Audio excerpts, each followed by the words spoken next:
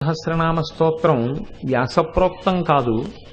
అది సాక్షాత్తుగా లలితాదేవి యొక్క అనుగ్రహం చేత, ఆమె యొక్క ఆజ్ఞ చేత వసిన్యాది దేవతలు పలికితే ఆ స్తోత్రం ప్రచారంలోకి వచ్చిందని, అమ్మవారే ఈ నామాల్ని ఎవరు అనుసంధానం చేస్తారో, ఎవరు ప్రతిరోజు ఈ లలితా సహస్రనామ స్తోత్రాన్ని చదువుతుంటారో వారి యందు నాకు ప్రీతి కలిగి వారికి సంబంధించిన సమస్తమైనటువంటి యోగక్షేమములను నేనే విచారణ చేస్తాను అని అమ్మవారు ఆనాడు ప్రతిన పూనిందని.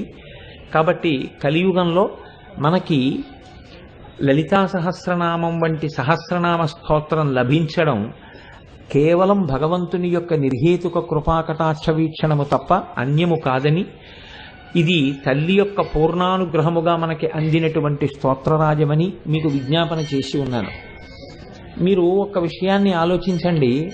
నామము అంటే